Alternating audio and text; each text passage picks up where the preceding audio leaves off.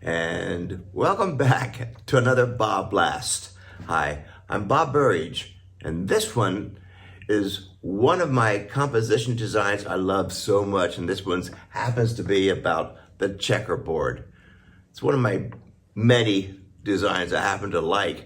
This one is the last one of that series of 16 graphic design compositions. This one, of course, is the checkerboard. It sounds kind of boring, and it can be, but it doesn't have to be. And these are some of my examples of, let's take the boring part and still do darks and lights like a checkerboard and see how much fun we can have with different designs, different patterns. Where is it going? What's the feeling? There's no real center of interest in any of these unless your eye finds one. Here we go, graphic design. Let's make it not so boring. Let me show you what I do.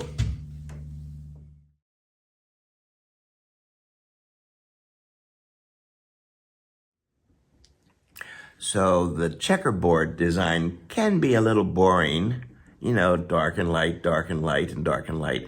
So I gave myself permission to play around with the whole idea of dark and light, but on one of those grid pages.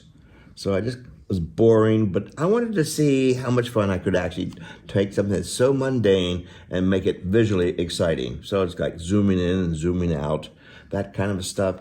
Sitting here and realizing, well, this is kind of fun. I think I can really make this much bigger. So this is my practice page. This is sketching, right?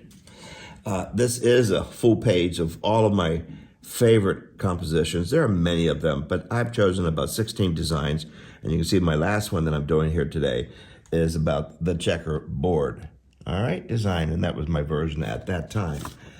I do a lot of collage work, and I don't like to go out and buy a page that already has checkerboards on it, from the art craft type stores. So I like to make my own, obviously not to make them perfect. And while I'm in there doing this, I'm doing all different kinds of designs, just for me, not store-bought.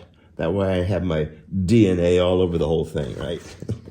Stripes, everybody does stripes. I make my own star charts, okay, and ribbons, and then I Xerox them, and I use the black and white copies of this in my collages. But really, mostly, this is all about working on checkerboard design. It's important that the way I do it is I use this yellow tape, that's that frog tape, so it's great for gluing it down temporarily, right? And it keeps a nice straight edge. Let me show you how I make this work for me.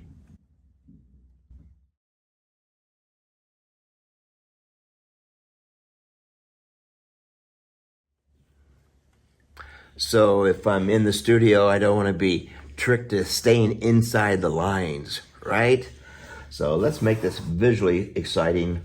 And so still checkerboard, which means dark light, dark light. So I start off with a canvas, 14 inches by 14 inches, and I make a mess. This is acrylic paint, my whole line acrylic paint, beautiful colors, but I like to make a mess, let it dry. And I just started drawing. Starting off loose. You gotta start off loose, and this is my way of starting off loose. Now, I wanna make the checkerboard, so I'm actually using this beautiful yellow tape. This is that frog tape because it gives me a nice straight hard edge. I just tear it. And this is total improvisation. Total improvisation, which I happen to like a lot. So this won't be real painterly in that true sense, but I wanted a straight edge.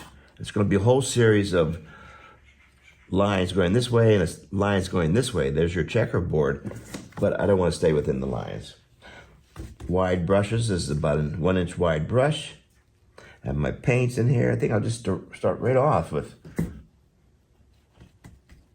acrylic. So if I do this quickly, don't stay there too long. Just get in, get out. Done. Don't keep tickling it to death. And at this time, I take the tape off so I can start to see what it's looking like. See, now I have a nice straight edge. Now somewhere else, I'm going to continue on. Let's just say, well, maybe here. Sure, let's do it here. Here's your checkerboard. I'm somewhat following some lines I did previously. Not necessarily. Oh yeah, this is where I like to do zigzag types of lines. You know, I don't like to use particularly rigid patterns like a grid system when I do this. That's really what the checkerboard is all about, right? There we go. And just for pure fun, let's change that red a little bit. You know, this is part of making a mess first. Make that mess first. Now here we go. Covering this up. See, this paint is so good. And it's so opaque. Has a lot of pigment in it. That I can cover up the lines underneath it. And I'm going to give it some modeling of a lighter color. Let's take this off there. Boom, done. There we go. I'm not going to have you watch me do this whole thing. It'll be like watching somebody knit. Boring. All right. But just to let you see how I get the patterns of lights and darks, lights and darks. Even though this is wet, I'm just going to be real careful and lay it on top. It's really a quick demo on how I keep the lines straight to give it that checkerboard feeling. Push down there. Pick up another brush. Let's go light. This will be my white.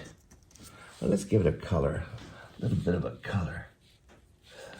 Oh yeah, let's do some my fluorescent opera. There we go, nice. Now I like this white because it makes it very opaque. So some of these sections I'm going to leave the background come through. And I like to scrape and scratch. Start creating some patterns. This is showing that the brush has two front ends. All right. I'll take this off. See, we're starting to get a pattern in, but then it gets messy in here. That shows the painterliness of it. And I don't want to be having the feeling like it was done on a computer. You know, I want to show the hand of the artist. So it's not exactly perfect. It's still very painterly. And let's do one more quickie here. Just so I think you get the idea here. We'll do this one now. Oh, this would be cool. Now we're starting to go on a pattern that's not exactly going straight up and down.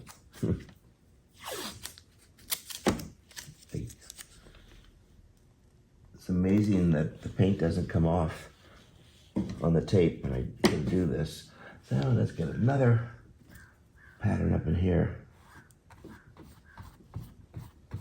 So the reason I'm using the tape again is just for the clean white edges. But then I make the design wacky. There we go, there's that color. I'm trying to see the light, dark kind of a concept as I go along. So one more thing just for fun. I don't want to run this too long.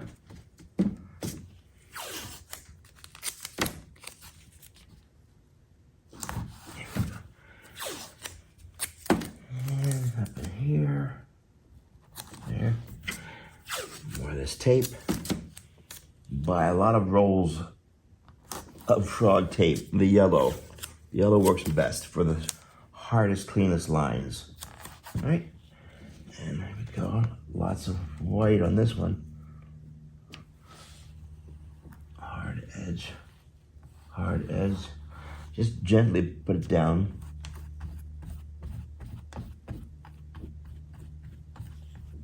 There we go.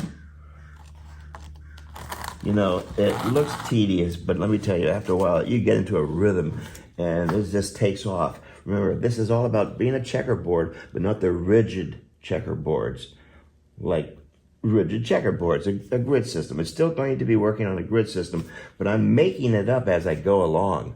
That's the best part. Don't we all? And I have no idea where it's going to go, but I do have a vision a concept. It's something that I've never seen myself ever having done before. A pretty simple thing. So I don't want to fall into a trap of doing what everybody's doing right now. So this is all about you in the studio doing your checkerboard design. So stick with the checkerboard design or one of those 16 compositions that I happen to like so much, and you're going to be just fine. Remember, what's the design? What is the composition? This one is the checkerboard. So check it out, practice some checkerboards, and I'll see you on the next BobBlast. Thanks again for watching.